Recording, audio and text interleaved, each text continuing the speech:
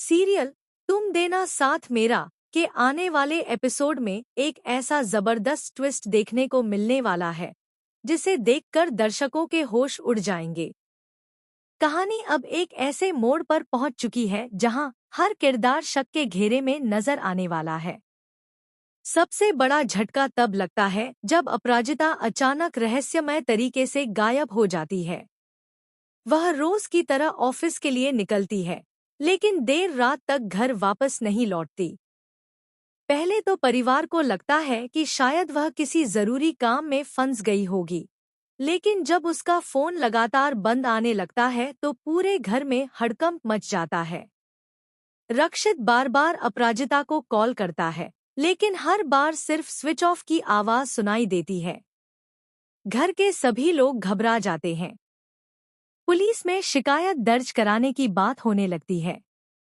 इसी बीच परिवार के सामने एक ऐसा सुराग आता है जिससे सबका शक सीधे ललित पर जाकर टिक जाता है। दरअसल इससे पहले कोर्ट में अपराजिता के खिलाफ कई झूठे और गंदे आरोप लगाए जाते हैं। इन आरोपों की वजह से वह पूरी तरह टूट जाती है। उसे महसूस होने लगता है कि कोई जानबूझकर उसकी छवि खराब करने की कोशिश कर रहा है। तभी वह सीधे ललित के पास पहुंचती है और गुस्से में कहती है, मुझे पता है, तुमसे बड़ा झूठा कोई नहीं है। पक्का तुमने ही उस वकील को मेरे खिलाफ यह सब कहने के लिए कहा होगा। पहले तो ललित बात घुमाने की कोशिश करता है, लेकिन आखिरकार वह मान लेता है कि उसने ही वकील को रक्षित और अपराजिता के रिश्ते के बारे में बताया था। हालांकि वह खुद को सही साबित करते हुए कहता है कि वह अपराजिता को धोखे से बचाना चाहता था। लेकिन उसकी बातें सुनकर अपराजिता का गुस्सा 7वें आसमान पर पहुंच जाता है। वह साफ कह देती है कि उसकी हरकतों ने उसकी जिंदगी को बर्बाद कर दिया है और अब वह उसकी किसी भी बात पर भरोसा नहीं करेगी। इसके बाद ललित एक नया दांव चलता है। वह अपराजिता के हाथ में एक पेपर थमाते हुए कहता है, अगर तुम्हें मेरी बात पर यकीन नहीं है तो इसे पढ़ लो। इसके बाद तुम्हारी आंखें खुल जाएंगी। अपराजिता उस पेपर को देखती है, लेकिन उसे पूरा यकीन होता है कि यह भी ललित की नई चाल है। वह बिना समय गंवाए सीधे रक्षित के ऑफिस पहुंच जाती है। वहां का नजारा देखकर वह कुछ पल के लिए ठिठक जाती है। ईरा पहले से ही रक्षित पर गुस्सा निकाल रही होती है।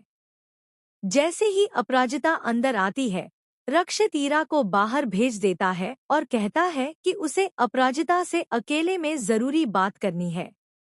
अपराजिता बिना किसी भूमिका के वह पेपर रक्षित के सामने रखती है और पूछती है, क्या यह आपने लिखा है?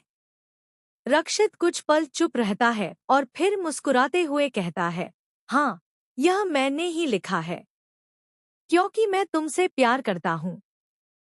यह सुनते ही अपराजिता पूरी तरह हैरान रह जाती है।